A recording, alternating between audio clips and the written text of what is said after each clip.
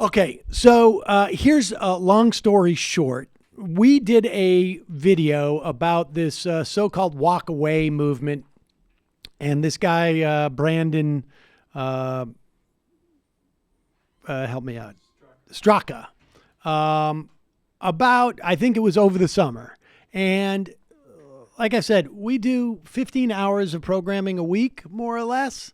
And we did a 10-minute video on this because, frankly, it was we found it sort of hilarious. He got upset about it, I guess, 3 or 4 months later after the walkaway movement failed to materialize any actual gains in terms of the Republicans at the polls. They just lost by the biggest margin in the midterms ever, as measured by percentage and actual votes.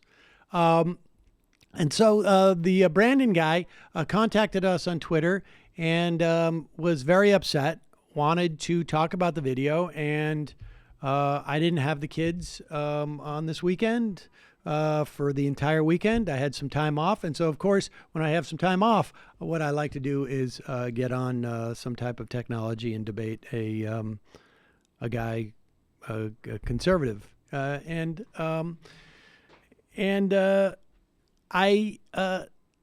I've gotten more upset about the debate since it happened because I didn't know that he had raised so much money and had opera. I thought he was a grifter who was not succeeding. I didn't realize how much success he's had at grifting. But here is my recording of that conversation. His, I think, is a little bit different. You will hear the voice of the producer because I was not on the facing out version, and sometimes my picture is recessed. So here it is, and I think we start actually just before the show picks up. And so enjoy. You ready, James? I'm ready, sir. Okay, just start. Yeah, right. Nope. Give me a second. I'm gonna roll it. You'll know it's 19 seconds away, and you're on stage. Here we go. Once upon a time, I was a liberal. I am now walking away.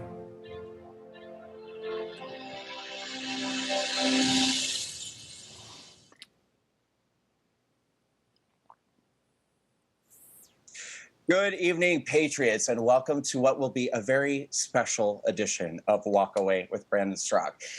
Tonight's going to be very interesting and hopefully a lot of fun because I have a very special guest who's joining us on the show tonight, and I'm really glad that he is because I've wanted to speak with him for a while now. And I extended an invitation a while ago. I wasn't able to get through to him directly, but someone on his team who initially did not want to do I was told did not want to do the interview, but I was able to break through to Sam Seder directly through multiple harassments on Twitter. And I finally got a response from Sam, and he very graciously decided to join me today on the show. And I'm very, very grateful. And let me tell you why.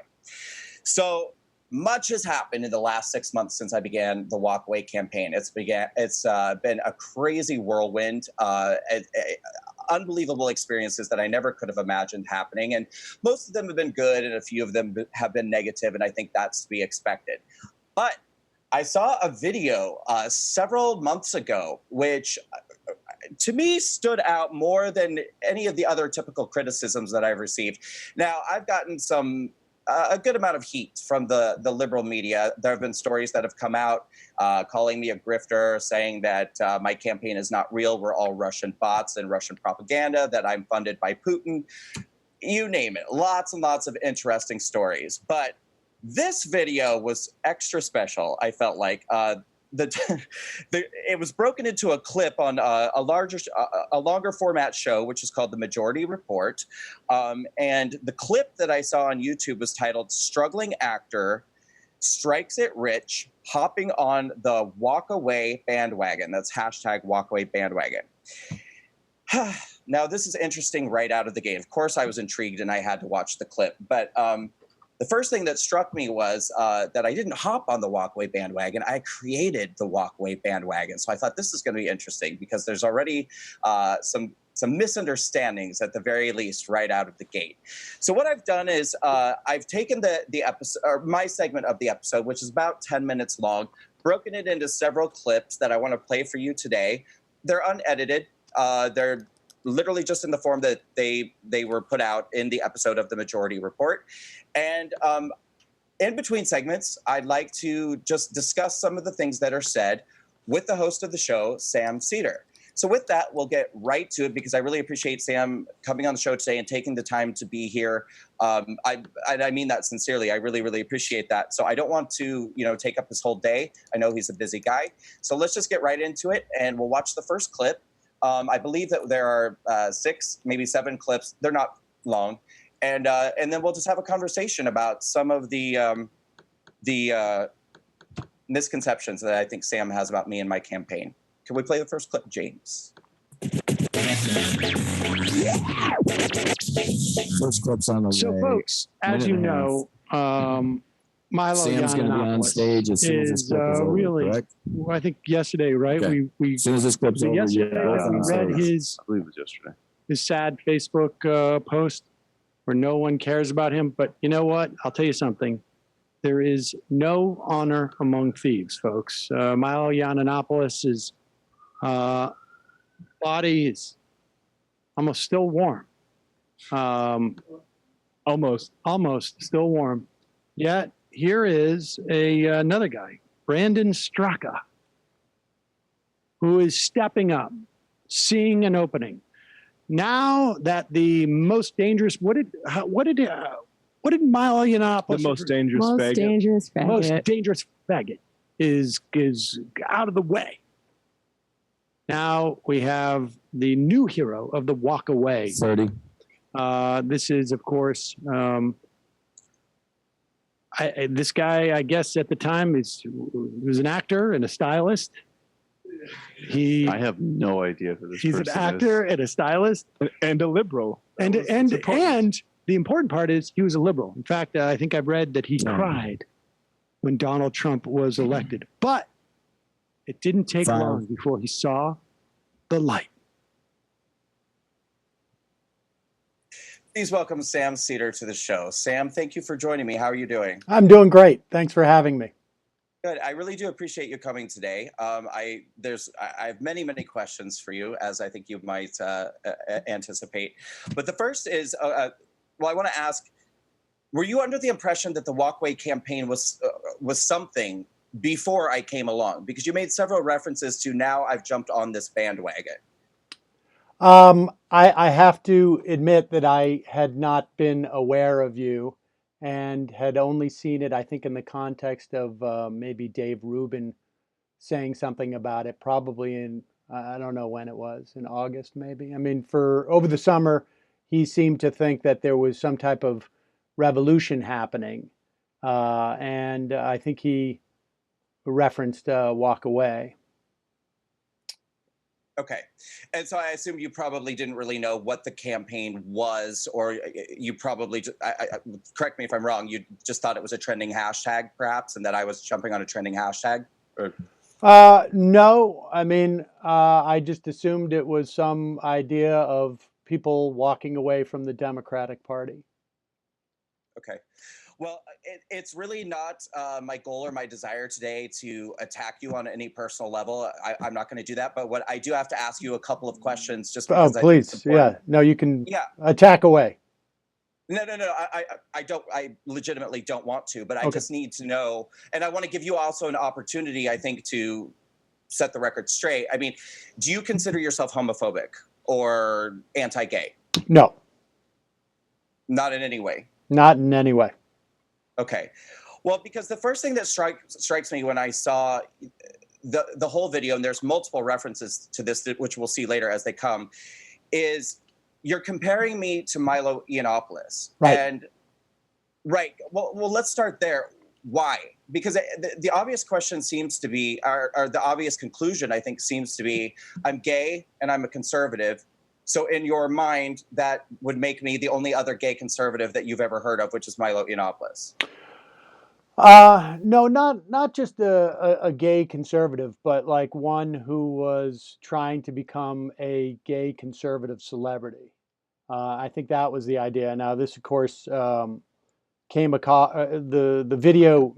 I don't know when you produced the video, but we just became aware of it literally on like a day or two after Yiannopoulos was more or less jettisoned by the conservative movement, and so. I think the idea was, and from my experience in the conservative media uh, ecosphere or environment or whatever you want to call it, there are slots. I mean, the irony, I think, of the conservative movement is that they bemoan identity politics. But in my experience, um, people who are not straight white males are heralded in the conservative movement as a way of trying to establish their bona fides, that they're not racist or homophobic. In fact, if people go to my YouTube channel back in 2012, maybe it was, or 2011, I went to Glenn Beck's, uh, 1112 or whenever, I can't remember what his movement was at that time, but it was a big march on the Washington Mall.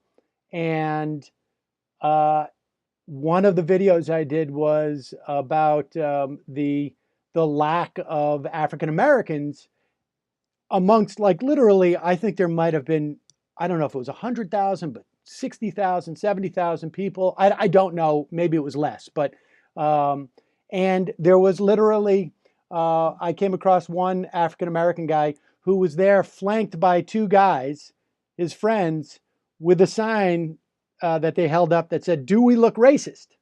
And that is an example of what I've noticed over the years of covering the conservative movement, that they really like to pedestal people who are different than, let's face it, the vast majority of Republicans and conservatives, as a way of establishing that we are not hostile to these people. And so I think that was the connection. Well, it's interesting that you should say that, because one of my great frustrations with the conservative movement is that they don't do that nearly enough, which is part of the reason why I created the Walkway campaign.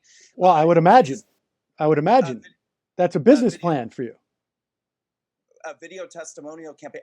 One thing I do need to tell you is that, unfortunately, because we're doing this on the internet, if we're both talking at the same time, there'll be no sound at all. So if you start talking, I'll try to stop talking. But if we're both talking, no one's going to hear anything that we're saying. Just so you're aware. Okay. Right.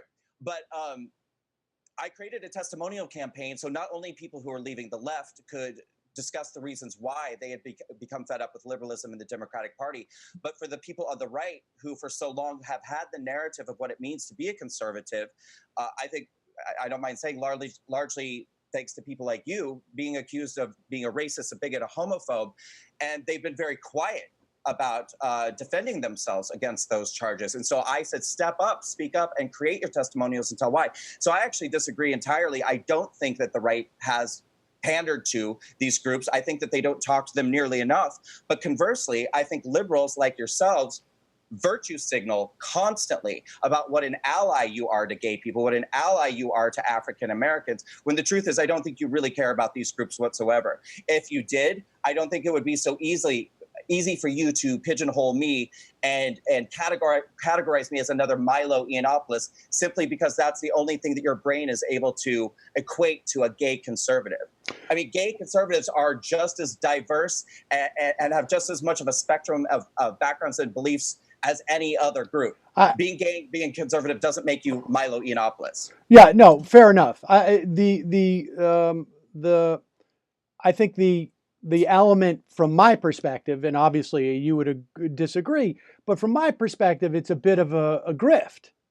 I mean, so as far as I'm concerned, like, I don't think that what you're talking about has any genuine substance. And so from my perspective, I see what I perceive as a grift. Now, of course, you don't see it that way. This is just my opinion.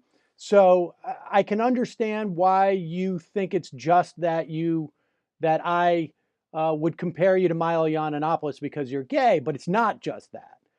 Because But you there's did do that. I mean, no. But let me finish. Explain why I did, because I know plenty of gay conservatives who are not trying to use part of their gayness as a selling point to their YouTube or their conservative media celebrity, and you do employ that. It must have been in your writing or one of your videos. I mean, I certainly don't know you personally. I have no idea what your orientation would be other than what you put out publicly. And I think that in that world, people try to leverage that. So from my perspective, it's not just that you're gay and you're conservative, it's that you're gay and you're conservative and you're a media figure or someone's trying to become a media figure. And I perceive that as a bit of a grift because I don't see any substance in what you're talking about. So it's those other two elements plus the way that you market your identity is, or your orientation, I should say, is why I would compare you. Yeah, well, first of all, I don't really feel like Milo really talks about his sexuality that much. I know he calls himself the most dangerous faggot, which is something I would never do. I would Right. never ever use that word. Well, no, you guys use well, people use different branding, but of course Milo played off of that. I mean, that was a big part of his shtick. I mean, Right. he literally had. I'm not saying that you did that. I don't. I'm not saying that you did that, but he literally. It was like Milo Yiannopoulos : and that's his branding. I mean, it would be like I don't know, Sam Cedar. You know, the the I meanest can Jew think of you've some ever words. met, or whatever it is. Right? I don't If know. you're struggling, I can come up with some. Sure. Um, uh, you know, in terms of talking about my sexuality, which I absolutely do, and I do make it a point to say I'm a gay conservative, and I do make it a point to try to get that message out to the gay community. But please try to understand the reason why I do this, and you can agree with it or disagree with it, but the reason why I do it is because number one, most gay people don't think that they have a choice. They feel like they have to be a liberal, they have to be a Democrat. And honestly, when I saw your show, the reason I felt so compelled to want to talk to you about this is because I thought this is such an extreme example of exactly why I created the Walkway campaign, because you are shaming people into not doing what you want them to do. And this is why, listen, I don't think you're a homophobe. I don't think that you're like, oh, let's kill faggots or anything like that. But I think that by shaming gay people into thinking that they don't have a choice but to vote the way you think that they should vote or behave the way that you think they should behave is a form of being anti-gay, and it needs to be called out. It needs to be addressed. I mean, I don't know what I've done to shame gay people or any people um, based upon their orientation or their race or their ethnicity in terms of being conservatives. I think people who are conservatives, I think, based upon the policy prescriptions that they have, I think should be ashamed. But I don't think you should be ashamed because you're gay and you're conservative. I don't know what in my video that in any way expressed that. I mean, maybe you have an example, and I'm willing to accept it if I'm wrong. But that's certainly not wasn't the point of that video. I mean, I think I am much less aware of the idea that gay people don't feel like they have a choice, that there is some type of like police squad that's going to come and arrest them if they become a Republican. I mean, I know plenty of gay Republicans, and so it's not, I mean, it's mystifying to me when anybody with a modicum of awareness of what goes on in this country is a Republican, and I will admit that it is even more mystifying to me that anybody who's aware of what the conservative policies are would be a conservative. I will also cop to that, but I don't think I'm shaming anybody, and frankly, it's like I'm one YouTube channel of millions. I mean, I don't think you could find a gay person out there who says like, I want to be a Republican, but Sam Seder has really shamed me out of it. I don't think that person exists.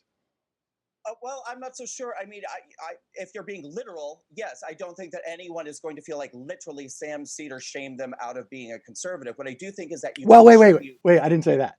I hope there are people I have shamed out of being a conservative, but not because they're specifically because they're gay. I mean, I certainly have had people call in and tell me that through my debates with libertarians and some other conservatives that they no longer subscribe to that ideology. So I mean that is my point, but it's not and I think to a certain extent, I think shame should be something that that conservatives should feel. I mean, think about what the conservative ideology has brought and wants to bring about in this country. I think it's very problematic Personal and shameful empowerment, and shameful. empowering the individual, personal empower, allowing people to feel a sense of freedom and freedom from groupthink, freedom from tribal mentality. These are what the conservative values are. What policies promote that? Well, for starters, capitalism. Capitalism versus socialism, which is the number one thing that the Democratic Party is pushing for at this point more than anything is democratic socialism. Capitalism empowers the individual. It doesn't matter if you're black, it doesn't matter if you're white, gay, Hispanic, whatever, immigrant, whatever the different groups are that liberals love to believe are marginalized by conservatives. Conservatives believe that capitalism allows the individual to empower themselves through economic freedom and by allowing people to allow their own hard work to reap their own rewards, and that not everybody deserves an equal amount of the pie simply because they're living and breathing and existing. And let's be honest, you don't even want an equal amount of the pie. You're going to divide by race, and you're going to divide by ethnicity, and you're going to say this poor downtrodden race deserves more than this privileged race. I don't think that's actually accurate at all. I mean, I will say this. The United States, the brand of capitalism that we have here, as opposed to say some of the Nordic countries, I guess. I mean, our mobility is significantly lower than a lot of other Western industrialized countries, and so I think what you're referring to is that somehow we live to some type of meritocracy, and it's all a function of your hard work. But I think that there's a lot of data that shows that's not the case. Now, I do not. I think when you talk about democratic socialism, what you're talking about in practice is expansion of Social Security, is a single payer health insurance program. These are, I think, we've shown across the world, these are much more effective programs. Social Security, for instance, is the most popular program amongst Americans, I think, in the entire country. And this is what you would consider socialistic. I think certainly democratic socialistic. And it keeps 2/3 of our elderly out of poverty. I mean, this is, are you telling me you have a problem with that or no? What I'm telling you is that socialist policies have literally never succeeded. Well, Right I now, just told you, Social Security has been around for 80 years, 90 years in this country. And it is the most popular program of American people. So how can you say they've never been successful? Social Security for old people is not socialism, and this is not democratic socialism. Of course it is. Of course it is. Go Google the Republican platform from 1936. They call it socialistic. So you are under the impression that Republicans are trying to repeal Social Security. Of course they did so in 2005, Brandon. They did so in 2005. Google. They want to cut Social Security. They want to privatize Social Security. Look at the Republican platform. The day that Social Security came up, the first platform after Social Security was specifically calling Social Security socialistic. So yeah, let's jump. This is true, Brandon. You really. This is why when we saw your video, I thought grift, because you are making these proclamations. Yes. You are making these proclamations without any historical basis or any knowledge of what is actually going on in the politics. You have these notions that I have never heard anybody say that we want to give a certain race more than another race. No, that Really? is Have you just, never heard of affirmative action? no. The Have idea you never heard is of affirmative action? if you want Have to you talk never about, heard of reparations? oh, listen, I do think that That's not the reparations are purpose. appropriate. I definitely think that they are. But the Really? yes, and I'll tell you why. What is the Because, system we should use to get them out? well, I mean, I think the policy system, I think there's a lot of different debate about that. I think that there you could do baby bonds is one. I think that you could Do provide. we give them? Do we give them to Oprah Winfrey and Will Smith and Beyonce and Jay-Z? Do they deserve? Do they need reparations? I mean, I'm not worried about how much money we would give them because it would be Oh, negligible to them.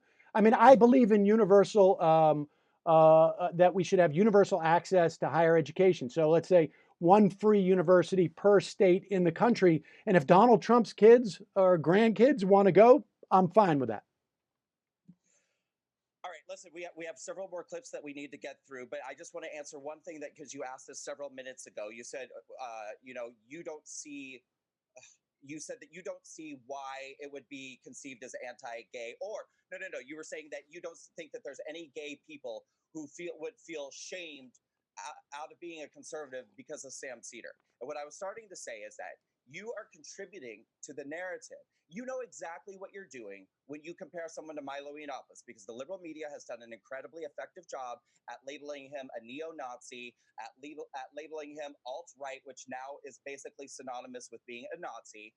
And so to compare me to Milo Yiannopoulos scares other people into thinking that if they're gay and they're conservative, they too will be labeled a Nazi. Now, I'm curious to know, what is it about me that is comparable to Nazism?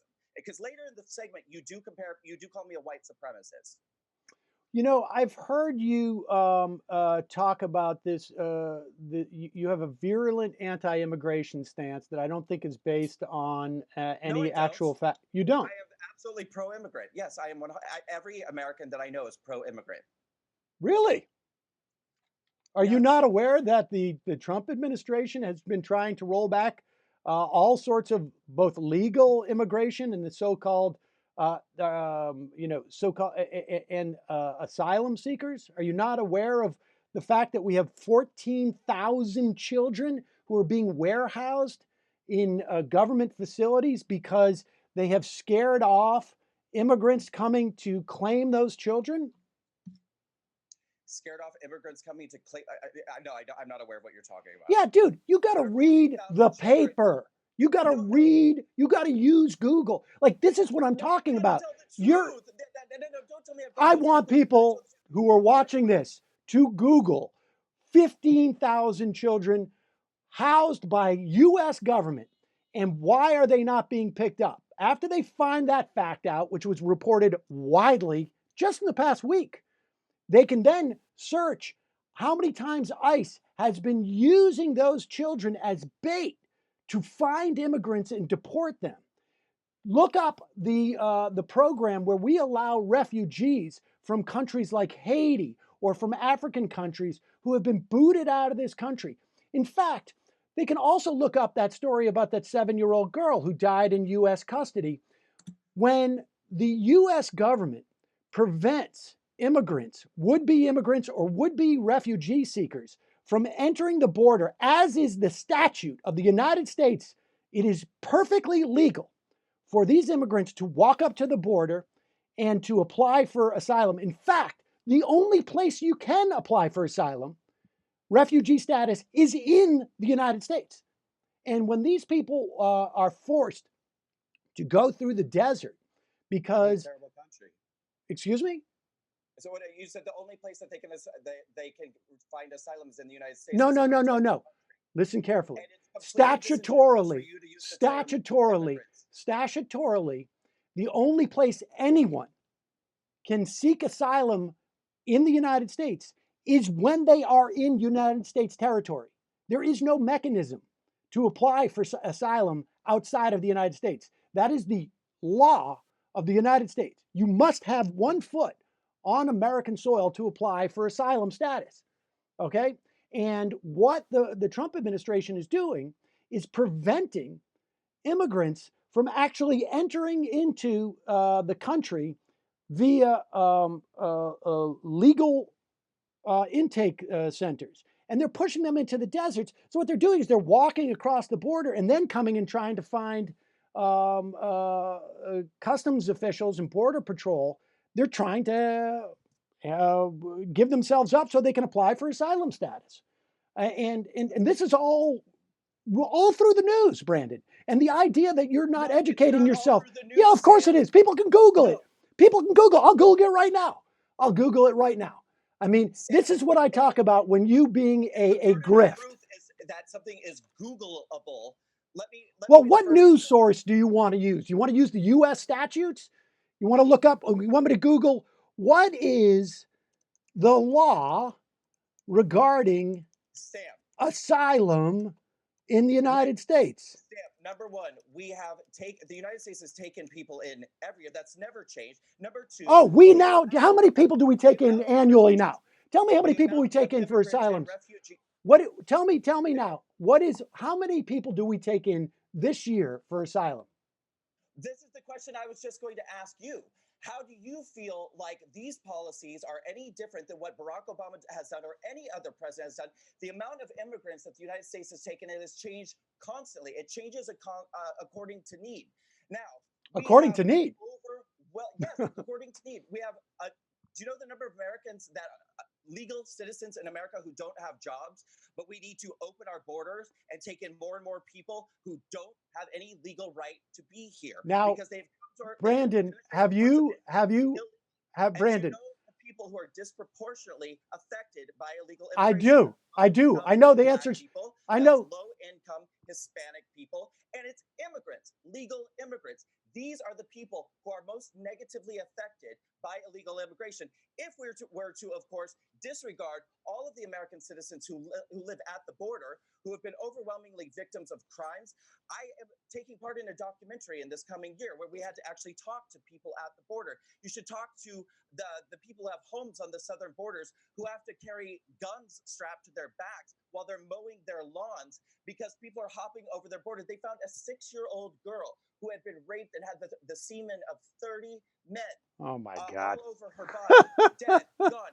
What about all the children who are being human trafficked over the border? You're so concerned about children, Sam. What about that? First off, I do know the answers to those questions about how many jobs are taken away. And every major study has actually said that expanding immigration creates jobs, both at the high end because immigrants tend to be more entrepreneurial, but also you will find that more women enter the workforce when we have low-cost domestic labor. And these are all studies that people can find online. The story of a 7-year-old with the semen of 30 men. She was 6. 6-year-old. I'm curious where we saw that. At the WorldNet Daily. I have no doubt that there's crime committed by immigrants, but I will tell you that all the statistics show that immigrants are less likely to commit crime than native-born Americans. That's just a fact. I mean, these are facts that come from the FBI. Illegal immigrants. Immigrants. Illegal immigrants. Whether you want to call them illegal immigrants or immigrants, that's just a fact. Undocumented. It's a fact. Why don't they have documents? Why don't they have documents? Did their dog eat their documents? Well, in some instances, they overstayed their visa. About half of the undocumented in this country overstayed their visa, and the other half crossed the border without authorization. This is what people can't understand about modern liberalism. This is what can't. Well, then why won't people walk away, Brandon? Why don't they walk away? They do walk away. Go on YouTube and watch the number of testimonials of people who walk away, and for this very reason. Dude, listen, go on YouTube and search the terms bigger than bigger than after Watergate. That's how many people came out and voted in these midterms for Democrats. James, let's get to the second segment, please. And that's a wrap. Once upon a time, I was a liberal. to be honest. Less than a year ago, I was still a liberal. I became a liberal because I felt I'd found a tribe whose values aligned with my own. I staunchly reject racism of any kind. I reject the marginalization of any human being based off of their gender or sexual orientation. I reject tyrannical groupthink. I reject a system which allows an ambitious, misinformed, and dogmatic mob to suppress free speech, create false narratives, and apathetically steamroll over the truth. I reject the acceptance of junk science and superstition to advance ideological. Pause it for 1 second. How do you apathetically steamroll over the truth? No, that's what you do, man. How do you But- apathetically steamroll You're over like driving the steamroller, but you're not really paying attention, you know? Yeah, Look at me apathetically creating false narratives. yeah. 5. That's what we do every day on the show. It's literally on the- it's on. Exactly. Okay, so there's a reason why I wanted to break this right here, because you seem to genuinely not understand why I use that phrase in my video and what it means. And the great irony is that you and your team are literally engaging in that very behavior without any self-awareness about that fact whatsoever. But this is very typical of liberals in general these days, which is why I walked away. This is why so many people are walking away. The liberal media narrative is such bogus bullshit at this point. And you guys lie with such complete, casual, condescending apathy. And that is what I mean by apathetically steamrolling over. Oh, well, Trump calls all Mexicans rapists. Oh, he mocked that disabled guy. Oh, he's a pussy grabber. He goes around sexually assaulting women. Oh, This is what I mean by apathetically steamrolling over the truth. And this is what I also mean when you're actually talking about me and my campaign specifically. Sam, are you with me? Yeah. Oh, okay.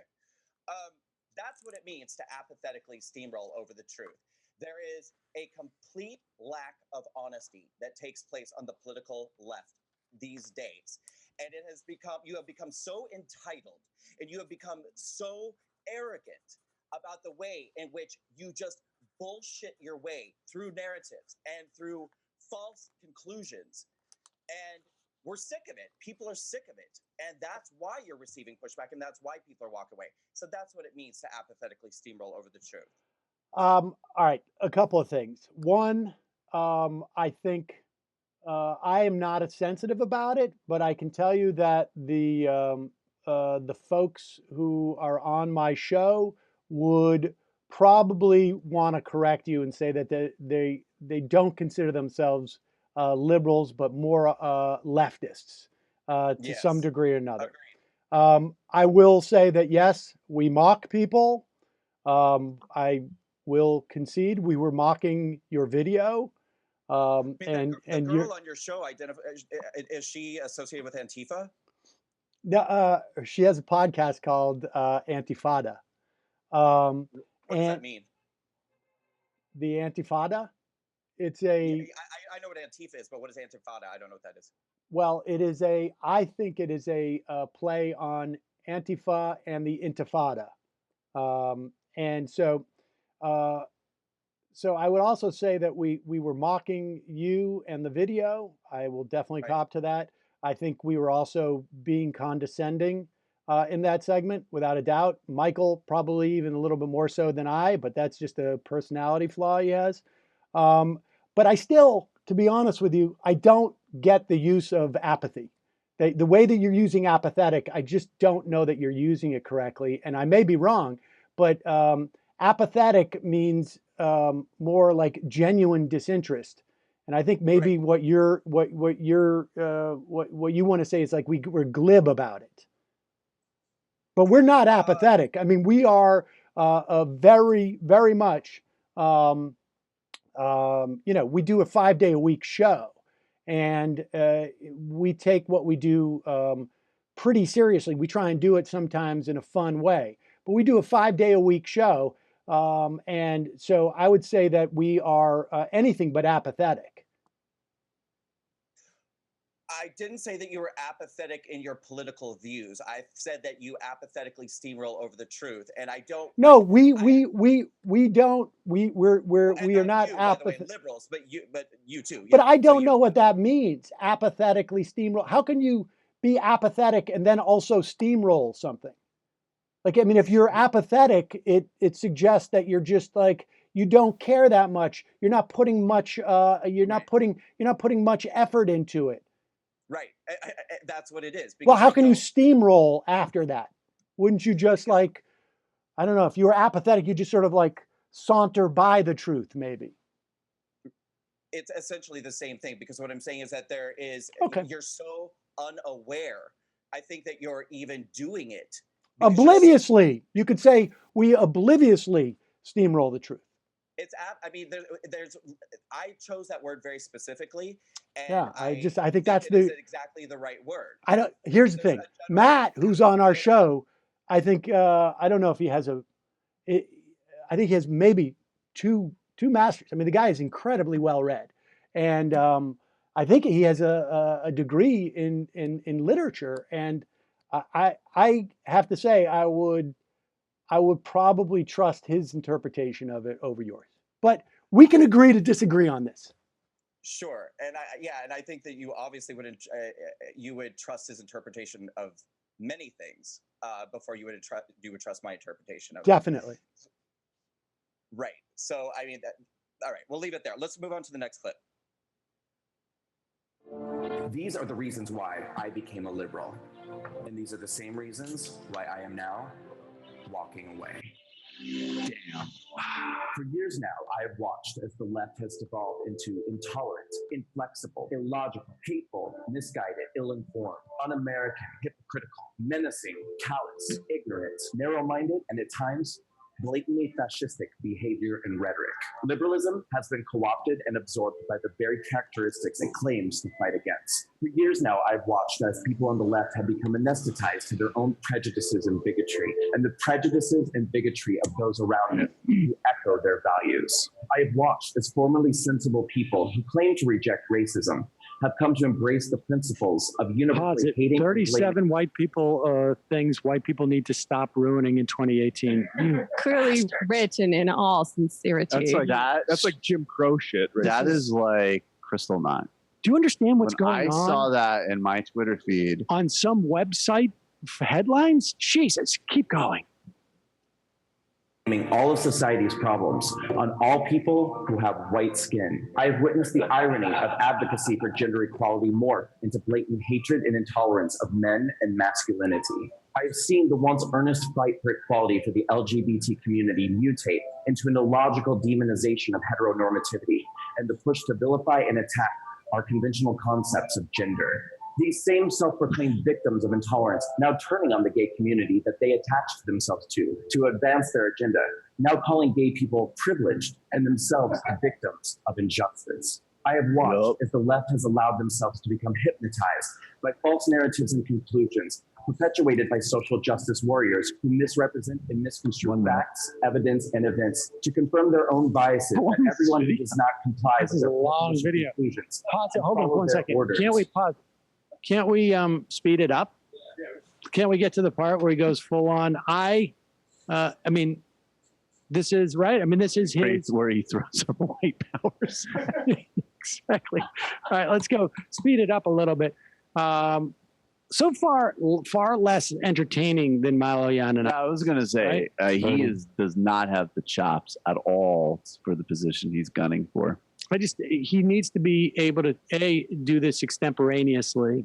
I think there's a lot of jump cutting here that he needs, obviously, to do the stuff that he's read. But maybe some better examples of liberals being bad. Well, all of the things he showed us so far are fine. Like there was like New York media. He headlines. had Jamie. He had 5 pictures of signs and at least 4 headlines. Okay, so there's so much to unpack in that little segment there. So the first is, where to begin? Another comparison to Milo Yiannopoulos, several this time, and it's really well. To be fair, it's all the same video. It is the same video. It's the same. It's not. We're not expanding the comparison. It's still basically here's a guy who identifies as a gay conservative running a grift. We're not expanding out from there. You said that gunning for the position that I'm going for. So first of all, I'd love to know what, in your opinion, is that position that I'm gunning for. But most importantly, if you had an honest bone in your body, you would acknowledge that if I were a liberal woman or a liberal black woman or a liberal gay person, you would never, never in a million years have the nerve to compare me. Oh, well, this black woman, here's another black woman, so they're obviously the same. Who would? You're doing it because I'm a conservative, and you feel No, like because that you're because we were doing it. Listen, marginalizing me based off of my sexuality. no, we're Yes. doing it because you identify, your media presence identifies you as a gay conservative who we think is a grifter. And would I compare? What's the How much grift? money have I made? Yeah, how much money have I made? I have no idea. If you're not doing well, I'm sorry. I'm doing the best I can. I mean, that's basically what happened in the office when it came up that we saw you on Twitter and somebody said the guy's struggling, give him a break. And so I did. And I came on the show. I mean, that was the idea. Struggling with what exactly? Struggling Well, financially? Yeah. And trying How to do you make a know? name. How do you know? Well, what do you know well, about my finances? no, I don't know anything about your finances, but it's clear that you're not, that the walk away movement, as you call it, did not catch on. And so that's what people were responding to in the office.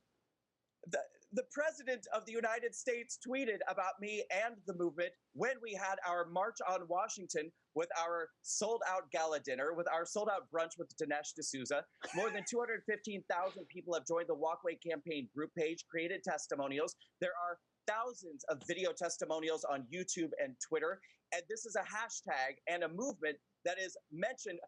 If it were not a big deal, why would you even talk about it? Why wouldn't that be a source of embarrassment for you to discuss? Brandon, we did one 10-minute video. Three episodes about three. You did 3 episodes about me. And 3 episodes? What are you talking about? We do a we do a 3-hour show every day. Right. We do 15 at least 3 of those episodes. No, Brandon. We did 10 minutes on you. We did 10 minutes. In the second episode, you did a segment on the March on Washington in which you had somebody edit all of the footage so that it appeared that nobody was there and nothing happened. No. Why would you do that if it was so unsuccessful? Brandon, you're mistaken again. You got to do your homework, dude. No, you've got to Google. You've got to Google it, Sam Seder. No, Use Brandon, Google. listen. People could go and watch the segments. The video is done by Vic Berger. He is a fairly well-known video artist, and he is the one who cut up your video. It was his video. We just played it because we thought it was funny. I see. But you weren't even in that, were you? What's that? Were you even in the video that he made? I don't remember. I watched it once. Yeah, so it's not really about you. I mean, you in your, I know it's about the walk away. It was very funny video. People should go check it out. If people don't know Vic Berger's work, they should go check this out. He is a very funny video artist. He takes footage from online and then cuts it up in a way that's very funny. Yes, we definitely did play that. I remember it. It was hilarious, but it wasn't our video. And so, listen, this is what I do every day, Brandon. We look around for funny videos. Do you feel like it was honest? Do I feel like it was honest? I mean, I think it was honest and accurate portrayal of what happened that day at the Walkway March. I think it's definitely, I think it captures the spirit of what happened, but I don't think anybody pretended. I don't think anybody pretended. The spirit of what you wish happened. What you wish happened. Brandon. Not the same thing, because you wish this wasn't a real movement. You wish this wasn't really happening, but it is really happening. Okay. And you're going to have to reconcile that in your own mind. I mean, well, I don't have to. If I don't, then apathetically steamrolling. No, I'm not apathetically steamrolling. No, I'm not. Listen, I'm not apathetically. Now, Brandon, you said at the beginning you didn't want to reduce yourself to that. Now, so come on. Reduce myself to what? Well, to making personal attacks on me. Now, I said you could. That's not a personal attack. That's not. I don't think that you go. This isn't like a disorder that you have. That was just a gesture that you just did while you're being apathetic about lying. But that's not apathy. That's not apathy. This is. The more I gesticulate, the more excited I'm becoming. It's the opposite of apathy. I see. Very, very excited. Okay. So you want to say you're virulently or passionately rolling over the truth. That's what you want to say. Well, yeah, absolutely. Actually, you, in this instance, you may be right. You are passionately steamrolling over the truth, like a good leftist. Now, later in the segment, somebody on your team says this is the point where he throws up a white power sign, and you start laughing. You said exactly. So why would I do that? No, Why I would don't I think throw he up a white said power this is sign? the time. He said speed it up to the point. And Right. and it has been our experience. I mean, obviously we were joking. I think the laughter that we were expressing at the time indicates that. But the joke is that this is the way a lot of those people move. Like for instance, a guy like Gavin McInnes, who has progressed to a more sort of white nationalist standpoint that he had, let's say, 5 years ago. I don't know what you mean by no, but I know Gavin McInnes personally. He's not a white nationalist. I've known Gavin McInnes for almost 15 years. And so I would beg to differ. But this is the progression. And, that's what we were making a joke about. Well, but it's that joke, and it's not. See, again, this is what bothers me. Is Why that do conservatives get so upset about jokes? because they're not jokes, and you don't get to just call something a joke. Liberals are notorious for labeling conservatives as racists and bigots and homophobes, whatever. To be fair, conservatives are pretty notorious for being racist. Now, not all, but a huge part of the ideology is founded on that. Yes. Oh, probably the most honest thing you've ever said. Oh, I've said it many times on the show. Of course, I have many examples. I mean, we see it in the context of policy. I mean, look at what the Republican conservative Supreme Court has done to the Voting Rights Act in saying that racism is over when they gutted the Voting Rights Act. And then what happened after that? States with an incredible history of racism then instituted voter ID laws, which have been shown to disproportionately disenfranchise Black and brown people. I mean, how did they do that? How did they do that? Explain how they disenfranchise these groups. Well, voter ID laws, strict voter ID laws that say, for instance, okay, you need, let's say, a driver's license, okay, in Georgia. And then you go ahead and you close all the DMVs in neighborhoods and communities that have a high proportion of Black people. So you make it that much harder for them to get a driver's license, but you say your hunting license, that's still good. Or your student license is not good, your student ID. These are the mechanisms, what they do. In fact, there's been a lot of data, and it's been accepted by courts, that this disproportionately affects Black people. But why can't, are you saying that Black people are not able to obtain driver's licenses? Or I'm saying that in these states, they make it a lot harder for people in African American communities to get licenses. Yes. First of all, that's preposterous. It's absolutely true. No, it isn't. And of course it is. You think I'm making this up? I can't remember this time, but somebody went into, I believe it was Harlem, an all-Black neighborhood, and just went around asking people, are you able to get to the DMV? Do you have actually what it was? Well, of course, in Harlem, in New York City, it's much easier. But if you live in a rural area and you've got to go 10 miles, it shows Brandon, that you view Black people, how much you look down on Black people, that they're not. You don't actually think people are going to believe what you're saying now, Brandon, are you? You don't actually. You don't. Liberals are so racist, and you show your racism time and time and time again, and you're showing it right now. The idea that you think so lowly of Black people that they're not able to get themselves to a DMV to get an ID when these are American citizens is such a negative statement about the way that you view Black people. Brandon, that's just silly and sad.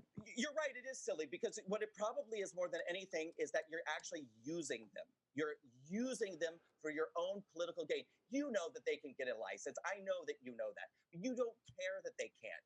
You just want to use the notion of looking down that they can't.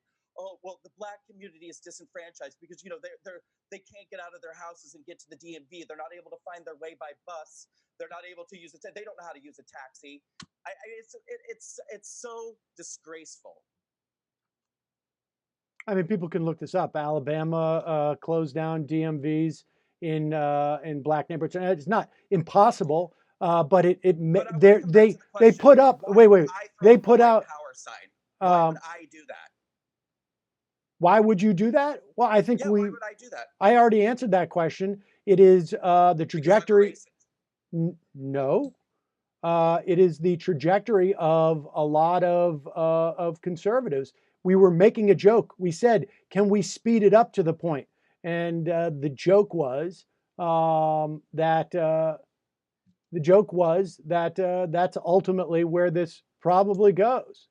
We have a president in office right now who finally is taking up prison reform, something that Barack Obama never did. We have a president in office who's been celebrating every time African American unemployment is at an all-time low, every time Hispanic employment is at an all-time low. And by the way, these are all things that all conservatives are celebrating too, because you know what it means? It means that Americans are doing well. And it means that African Americans, Hispanic Americans, all Americans are feeling empowered once again by the capitalist society. Why do you think? Why do you think the number of hate crimes has gone up? You guys, it hasn't. It hasn't gone up. That is a demonstrable lie.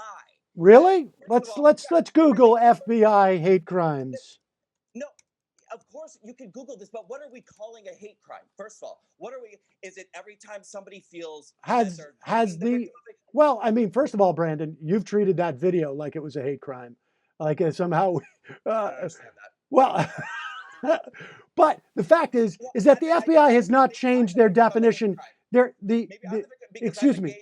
Right. And you guys are really mean to me. Right. So right. Now let's add one more to the FBI statistic, since we're playing the identity politics game. Well, but I'm not adding anything to the FBI statistics. They haven't changed. They haven't changed their definition. FBI, November 13th. November 13th. Okay, November 13th. FBI, spike in U.S. hate crime for the third year in a row. And it is clearly a function of Donald Trump's toxicity that has helped spike this. The more he's talking about some of the Mexican immigrants are rapists, or he starts attacking a football player for protesting that African Americans are more likely, unarmed African Americans are getting shot by police officers. This is what happens. I'm sorry, I missed that. What was it? What about African Americans getting shot by police officers? Unarmed African Americans getting shot by police officers. That's what Kaepernick was protesting. And that happens, by the way, to about 0.0005% of African Americans who are shot by police officers. The vast majority are vast majority. Oh, great. Great. And by the way, many more white Walk away, folks, walk away. And by the way, many more white people are shot by police officers every year than black people, unarmed white people. Okay. So, yeah, okay, exactly. And the number of hate crimes since Donald Trump was elected that have been proven to be hoaxes, by the way, but no one cares about any of this. And Brandon, the FBI should hire you, and you can solve all these fake hate crimes. Hire you. You've got Google. They should bring you on the team. Well, I'm just reading from the BBC. Yeah, FBI spike in U.S. hate crimes for third year in a row. Yeah, but are we including Antifa when we talk about the hate crimes? You could have to ask the FBI.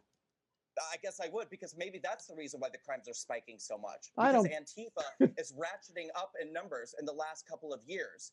A legitimate hate group in America that the left puts on a pedestal and celebrates. I mean, at least the right really does not support the KKK, despite what the left says. The right does not support neo-Nazis. The KKK is the right. I mean, they're on the right. Which is a growing hate group, which is responsible for so much violence. What is Antifa again? It's anti-fascist. Is that what it is? Disingenuously, yes, that is their name. Disingenuous anti-fascist. Yeah, exactly. Disingenuous anti-fascist. Guess what? When you take a bunch of violent leftists and give them carte blanche to go out and commit any crimes that they want to commit, as long as they see a Nazi, guess how many people start looking like Nazis to them? The Nazis? All right, let's play the next clip. And events to confirm their own biases that everyone who does not comply with their prejudicial conclusions and follow their orders. Oh my God. A bigot, a Nazi, a white supremacist, homophobic, Islamophobic, xenophobic, misogynistic, and alt-right extremist. And I've watched as they've used these heartless and carelessly assigned labels to intimidate. Didn't we watch this part already? Unemployed, blacklist, and destroy anybody who dares to fight back. They'll come for me, and then they'll come for you. And worst of all, the Democratic Party and the liberal media have embraced, affirmed, aided, and abetted this cult ideology. Why are we In an effort to gain voters and maintain power, the Democratic Party that I once loved has I don't more know. forces with the extreme They left. won't come. The Democratic Party and the liberal media now believe they're Oh, I know why. His name's Brandon, and we're doing it alphabetically. Oh, okay. The left has decided that the solution to problems with race relations in America is more racism. The left believes that attacking, insulting, and dehumanizing one group of people elevates another. The left now believes that there are no boundaries when telling lies, limiting the truth, or misrepresenting facts when telling the news, because their end justifies their means. That's why The left people. has now decided that its point of view is the only acceptable one. Is there anything and that's else happen on this, or do you just keep talking the whole way? No one on so staff. long. No one on staff has actually watched the entire video. That's the problem. Yeah, I mean it is much more fun when there's like Yeah. Milo saying things like "dangerous faggot." Yeah, this Milo. Yeah, Milo. This is where you start, Give right? straight people permission to say All right. the F word. Here we go. Here we go. Once again, there it is. Milo gives straight people permission to say the F word, which is actually probably the most topical thing that's happening right now as the left is exposing themselves numerous times within this last week. Blatant homophobia coming from the left. Meanwhile, it's the right who are actually pushing back against it and defending it. Yeah, so here we go again with once again another Milo reference. And I love... so none of you had actually watched the video, so you had no clue what you were actually even talking about. I don't think we could get through the whole thing, no. Well, that's amazing because you know what? At this point, more than 14 million other people have gotten through the video. It's probably one of the most viral videos of the year. And the people like yourselves who had the most to say about it in a negative context didn't even watch it. Well, we watched as much as we could. I mean, do you understand that I get that you're trying to like poke at me or whatever. This video has been watched millions and millions and millions of times, and it's touched millions of people, and it created a campaign that has spawned thousands of, tens and hundreds of thousands of people to create their own videos. Now, you don't have to believe me. You don't have to. I mean, once again, you've got Google. God knows you've got Google. You could simply look it up, look at the stories, watch the videos of the people telling their own stories. But I mean, so to try to make me feel like, oh, you're so insignificant or whatever. I mean, No, I'm not in any way. I'm not trying to make you feel insignificant. I just said that with the video, we just felt got, boring to us. Maybe for 14 million people, it hasn't. I imagine if I was a representative of the Democratic Party and I thought that your video had gotten that kind of traction, I would be excited for it to get more, because in the midterm elections, the Democrats did better than they did in the history of midterm elections in terms of beating the Republicans on a popular vote. I mean, because we're talking about people, right? So in terms of the numbers of popular... True. It was actually one of the most underwhelming midterm election results going back something like 53.1% of all votes, 53.1% of all votes counted were Democratic votes. 45.2% were Republican. That is the widest margin, both in terms of real votes, which, population, of course, but in terms of percentage, also in the history of midterm elections. The widest margin. When you said real votes, I thought you were talking about voter fraud. All of the votes that kept showing up after the election, boxes and boxes of Democratic votes that were showing up after the election. That's what I thought you were referring to when you were talking about real votes. Oh, so is your story going to be what Donald Trump was, that all the immigrants were bused into New Hampshire or something? Is that what you're arguing? Oh, that they're fake votes? There were a number of things. Okay, well, so it was a voter fraud. I'm sorry, go ahead.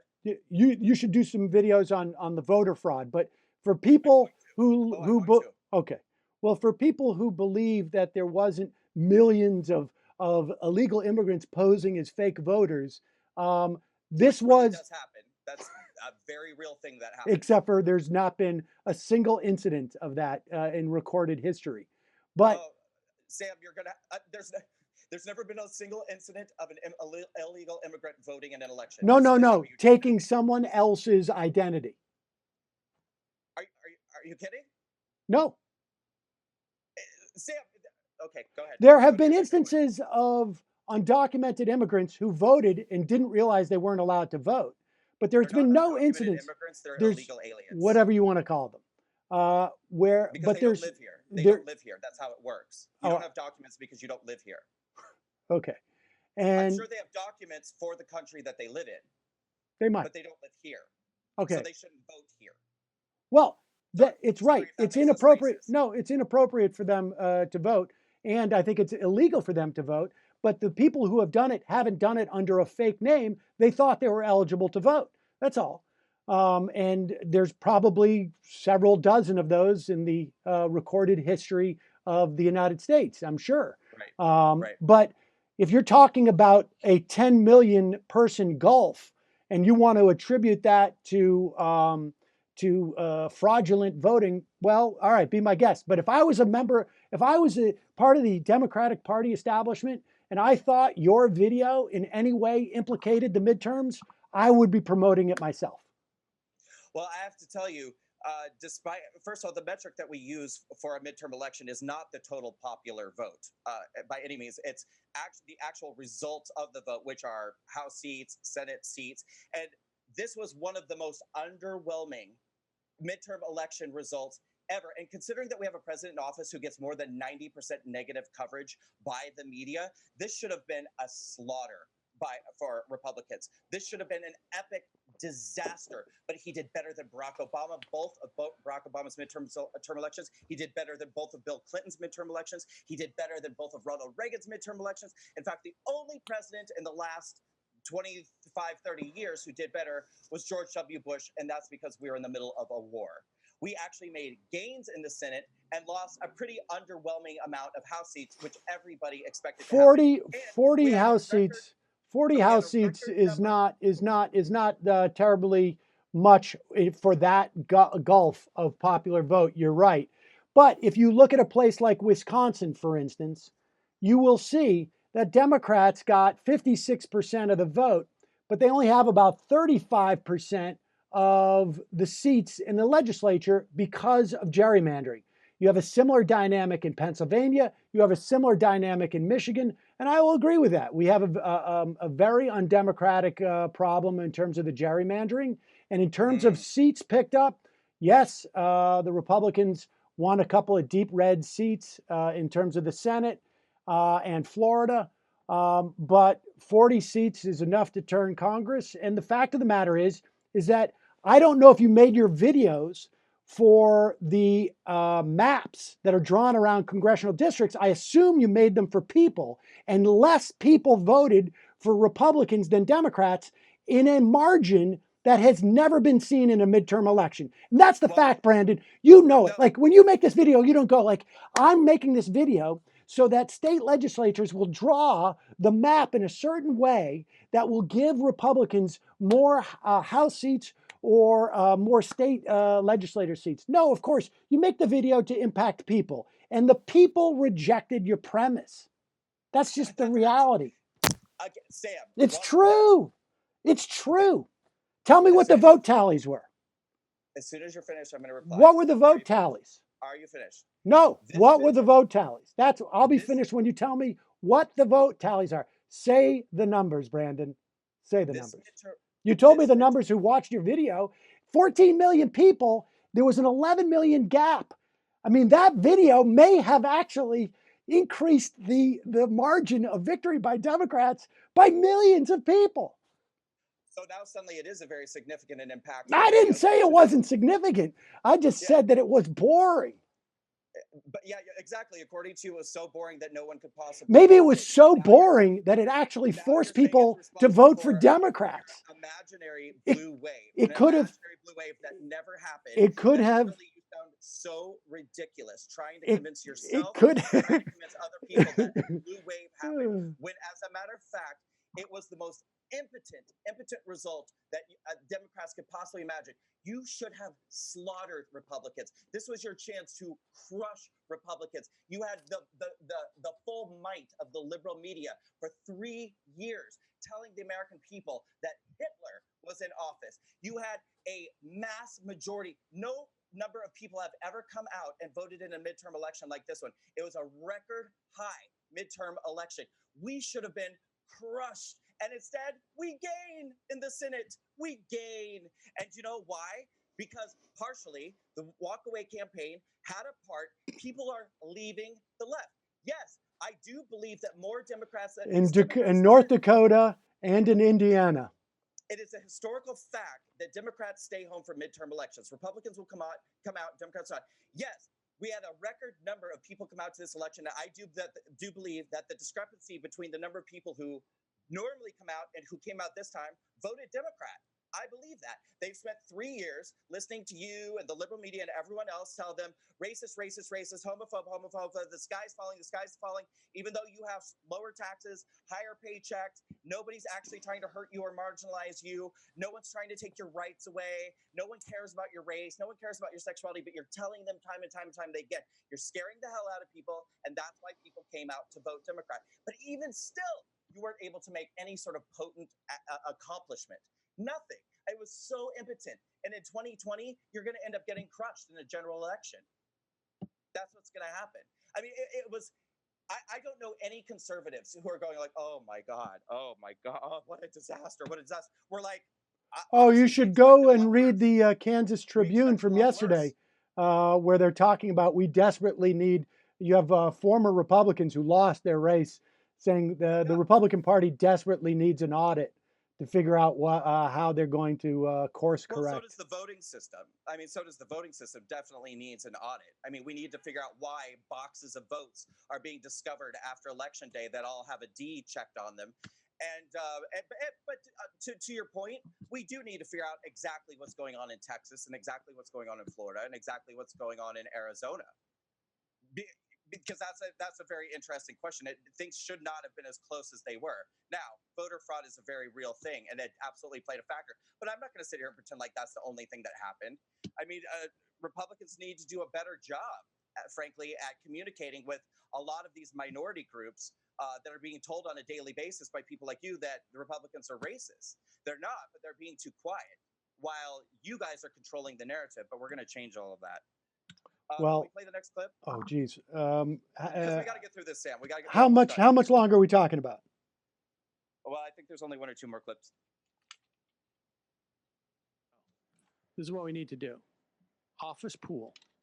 All right. Will this guy get the funding that he's obviously thinking that he's going to get?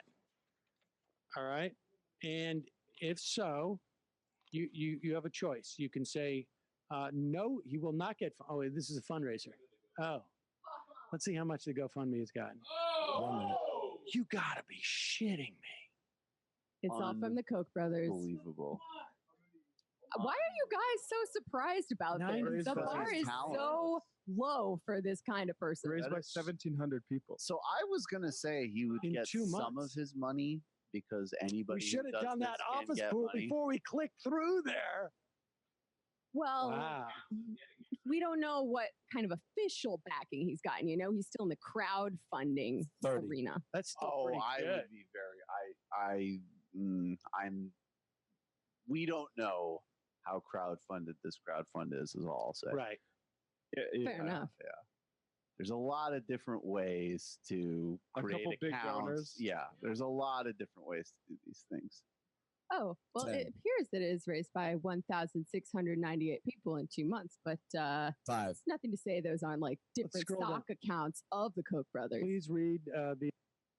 I literally love that. Different stock accounts of the Koch brothers. I mean, you guys are literally doing mental gymnastics to try to figure out why this campaign is succeeding. And like you're completely incapable and unwilling to acknowledge. Again, this is a real. Okay. Oh no, I think Jamie was more skeptical than I was. I definitely I do not underestimate the ability for grifts like this on the right to work. I mean, many times I've thought about I should put out a video. I mean, during the Obama years, I was like, I should put out a video entitled "The Real Obama" and make it all whispery and make a lot of money. So I was less surprised that you were able to raise money off of it. Right. Yeah. And of course, Peter Strzok, who raised, I think, what, $500,000, $1 million in like 24 Yeah, hours. I found that horrible. Oh, did you? Okay, good. Yeah. Because it's would you call that a grift? Yeah. How about Christine Blasey Ford accusing No. accusing somebody She rape, she $1 million. she donated all that money. Yeah, she did after a lot of she donated all that money, and she's been going around, and I don't know if she's been able to live at her house since then. So no, I would say that's not a grift. You would say that's not a grift. Well, Right. it sure took her a while to donate that money, and probably a lot of pushback before she made the decision to do so, after accusing somebody of rape and dragging this person through the mud with absolutely no evidence whatsoever. None. But she raised No evidence. I mean, I think it was her testimony was the evidence. Oh, right. Believe women, right? Believe all women. Is that correct?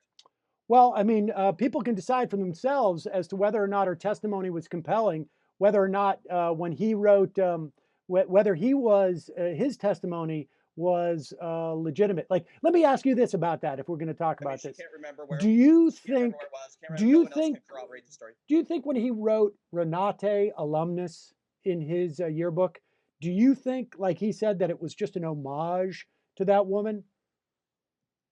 What I think that is that if I were raped and I were going to make it a public spectacle to drag somebody through the mud who happened to be trying to be appointed to the Supreme Court, who has a different political background than I have, I might, at the very least, not bring people in who are not able to corroborate my story whatsoever. I might remember where it happened, when it happened. If it devastated me so badly that I wasn't able to move on with my life and I had to have a front door installed into my house, I might remember a few details, or have at least, since I claim there are multiple witnesses who are there, and all of my witnesses say, nope, literally never happened. I have no idea what this woman's talking about. So yeah, that's grift number one. Grift number two. Well, look, I don't want to debate about that with you. Honestly, I just don't think that you're. I wouldn't want to either. Right. I wouldn't want to either. I'm sure nobody would. We had the second largest influx of people join the Walkway campaign after the Kavanaugh hearing, and I don't doubt it. Yeah, and the really interesting thing about it was mostly people in like their 50s and 60s who had been Democrats since they were in their 20s, who literally, like, loyalists who were like, enough. They should have voted. Maybe that would have helped the vote tallies. They did vote. We were able to avoid what should have been a disaster based off of the media coverage of this president and the lies and misinformation that's constantly put out by the dishonest. Brandon, let me ask you this. In your video, you should have come out and said, we are going to hold the Democrats to their largest tally ever in a midterm, ever. That's what our goal is going to be. We are going to have the largest disparity between Democrats and Republicans that we have ever seen. And then you would have been exactly right. No, Sam, why don't you make a video and say that wasn't my goal? Despite what you may think, I'm not Milo Yiannopoulos. I don't fit within the box that you're trying to fit me within to try to justify in your brain what a gay conservative is, or what a gay conservative should say, or what a gay conservative should do. No. You're gay conservative grifter. Gay conservative grifter. Well, let me tell you something, James. Why don't you let's show Sam where the GoFundMe is currently at.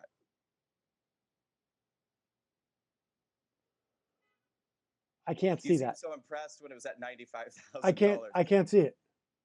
Oh, is he able to see it on the screen? It's too small. James? It's too small. Oh, it's on the screen. It's okay. There you go. I see it now. Yeah, okay. Right. And the vast majority. How are you going to provide an accounting for that? What is the accounting going to be? We have an accountant. No. I mean, are you going to do you publicize how you're spending the money? Like, do you actually print like how that money is going to be spent? A good portion of it. I mean, because the bulk of that money was actually spent on the Walkway March on Washington. The Walkway March on Washington cost around $200,000, and then we did a gala at Trump International and a brunch. A free gala. No, it was not a free gala. Oh. How much was it to go? $250, or you can buy a Whoa. VIP ticket for $350.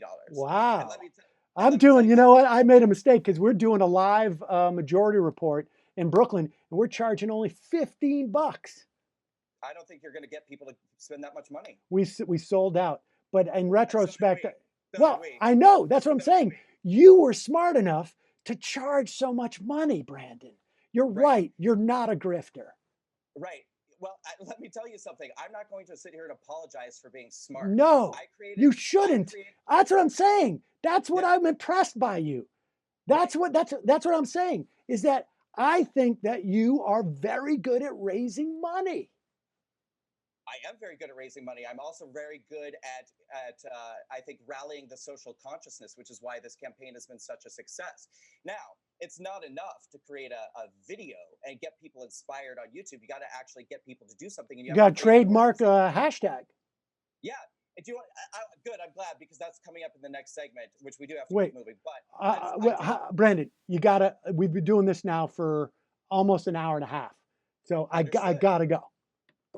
I give you 6 more minutes. I think I've been pretty generous in my time. That's fine. I don't want to. Yeah, I appreciate your time. Let's go to the next segment, because I want to wrap all of this Walk away startup costs include reimbursement for the following already paid on my personal credit card. Legal fees for the trademark of the hashtag in numerous categories. That would be my first priority in a movement. Yeah.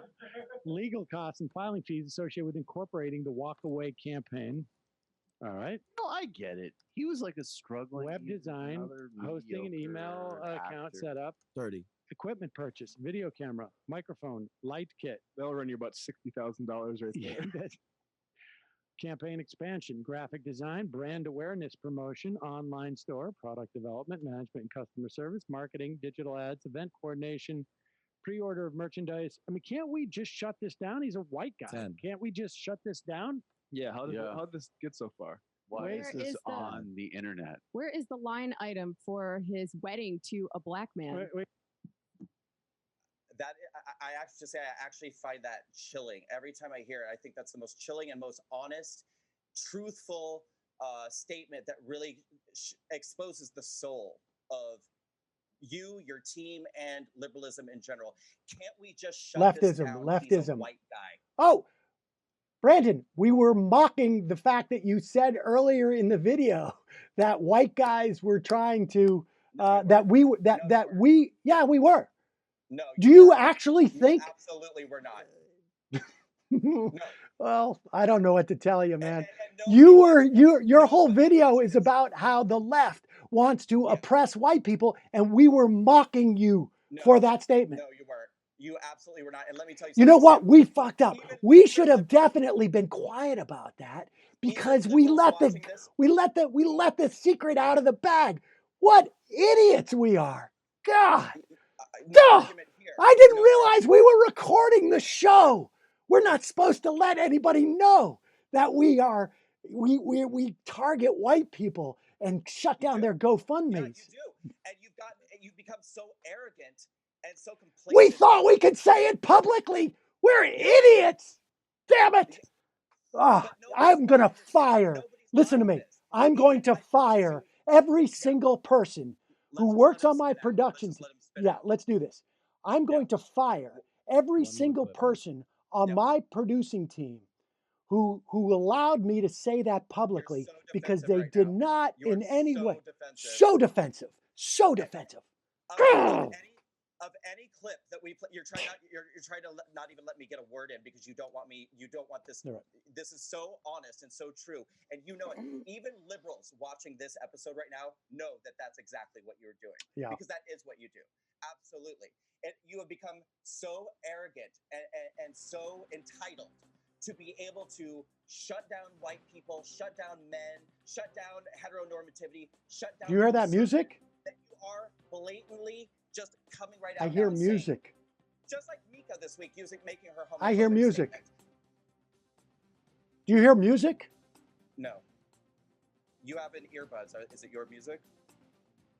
Well, I'm connected to the thing. Are you not playing any music? No one's playing music. No music. Oh, gosh. All right. Sorry. It's coming through my computer. nobody's buying this, Sam, because that is exactly what leftists do. That is exactly what progressives do, and you weren't joking. You All weren't right. joking at all. Let me just say I wouldn't this, be surprised Brandon. if you actually tried to get it shut down as well. This entire thing that you're recording, we're not going to let it go up. It's two white guys talking. We're just not going to allow it to go up. I'm sorry.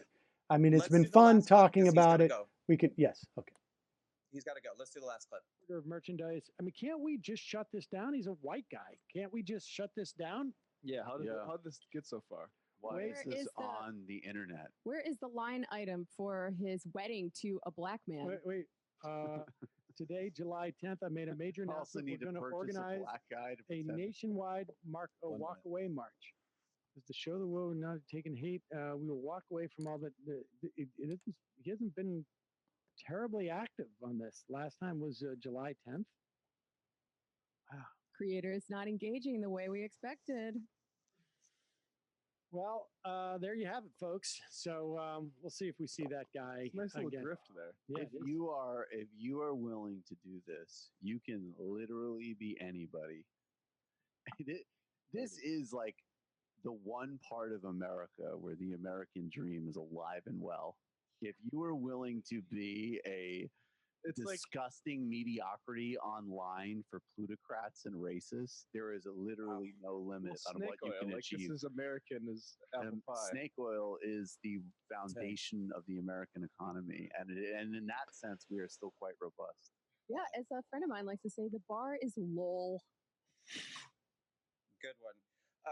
A disgusting mediocrity for racists and bigots coming out of plutocrats. The people who just Plutocrats. Yes, coming.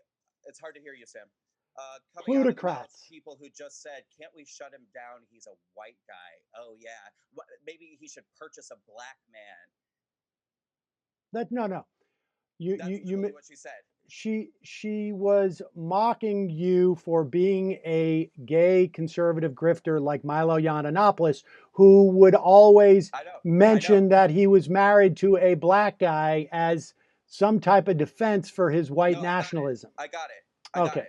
And but the guy said so he can purchase a black man. man. No, she said it, didn't? No, he did. Listen again. Later, after she said that, he said, yeah, so he can purchase a black guy. Okay. It was a tasteless joke. Really I'm going to dock really them. Funny. I find it tasteless. Yeah. Okay. Great. Well, Sam, I know your time is very precious and valuable. I really appreciate you coming here today. There is a video that I'm going to show as we roll out the end of this segment on the show. Is there anything else that you wanted to say? I just want to thank you for coming on today because I didn't anticipate that we would probably have any come to Jesus moments with one another, but I watched your video and I just want more and more people to see that video because that would, as I was teetering on the brink of walking away, that would have pushed me over the edge. I think that every time you open your mouth, more and more people are going to want to walk away. I think your social justice warrior team, I think your anti-white team, I think your anti-conservative team really show the face of what modern progressivism and liberalism is. Very, very clearly. Leftism. You got to keep. It's. I mean, we can play semantical games, but well, it's not semantical. I mean, I think honestly, I think the particularly the folks who work for me. I mean, I don't get as sensitive about these labels. I don't think it's accurate to say that I'm a liberal. I'm definitely a leftist of sorts. But they would really find that to be offensive. They would find it offensive to be called a liberal. Yeah, I think they are to the left. They are to the left of liberals, and they are disparage liberals. Yeah, long live Antifa, long live racism, long live homophobia. Well, let's be specific. I think what you're trying to say is white racism, right? That we are a bunch of white racists. The truest form of racism in America today. Yes. Okay. Leftists are the most racist people in America today. They are the most homophobic people in America today. You have, as I said in my video, become everything that you claim to fight against. And I feel like your show and your numerous episodes that you've done about me demonstrate that very, very well, clearly. It's unfair to say episodes. We do the whole show. It's like a radio show, and then we just cut up clips. We do 10 clips a day. So we do 50 clips a week. And we did one that featured you, one that was just a replay of Vic Berger's brilliant film, short video of the sad nature of the walkaway march. Film. Please, I agree with Sam. Watch this video that he's calling brilliant. I believe they edit in farting noises. It was very funny. Yeah. It was very funny. Yeah, it is. That's it was really funny. I think that we just have a different level of sophistication in our humor. It's possible. Yeah, I don't usually laugh at fart jokes. No, I was a professional comedy writer for a long time. So. How'd that work out? Great. Did it? Yeah. You're cool. I don't want to sit here and disparage your career. I mean, that's what you tried to do to me numerous times, and I don't want to be like. No, I did look at your acting resume. I certainly had opinions about it. I think everyone should go on IMDb and look at Sam Seder's I wasn't credits. primarily an actor, but I did do some acting. You sure were. But I wrote I wrote scripts for multiple scripts for NBC, ABC, CBS, HBO, AMC. Yeah. James, hush. All right, Sam. Thank you for your time today. Thank you. I think that one of the recurring themes of your comments about me seems to be that this is just a real nothing burger, that this movement has made no, that it's a grift. It's a grift. No. You definitely said that it has had little to no impact, that it's not a real movement, it's not a real thing. You've said that. Come on. Oh no, yes. I've also said that it didn't work in terms of ostensibly in closing the gap about the number of people who voted for Democrats versus Republicans. Yes. Right, but I never in a million years claimed. I never believed that there would be a red wave. I never believed that there would be a blue wave. Not whatsoever. Neither side was going to have a wave, not with the amount of negative press coverage there is about this president. But what I do feel very secure in saying right here, right now, is that we definitely had an impact at staving off a disaster. And this midterms should have been a disaster for Republicans, and it was an impotent, underwhelming result for Democrats that, frankly, I think. And on top of that, you raised $360,000, of which you've probably spent a couple $100,000 at most. On the organization, yeah, and actually we have a nice surplus going into 2019, and as we speak, we're becoming a nonprofit organization, and a lot of the money that we have left in our surplus is going to go towards hiring my first employee. I'm not drawing a salary. I don't draw money from the Walkway campaign, but I'm very excited to hire my first employee, who is going to be my executive director. She'll be the first salaried employee from the Walkway campaign. That's what the surplus of money is going towards. It's going to be an amazing year in 2019, so keep your eyes and ears on us, Sam. Oh, we definitely will. Thank you, and keep doing episodes about me because I love it. So before we go, I want to just show the incredibly racist Republican Party and Walkaway campaign that throws up white power symbols. This is footage from our Walkaway Gala dinner, as recorded from CRTV, one of the media sources that was there. As of now, this clip has 4 million views on Facebook, and it's interviews from the people who are part of the Walkaway Gala and March on Washington. Sam, thank you so much. Have a great weekend. Thank you. You too. You're welcome. The behavior from the left has become extremely divisive.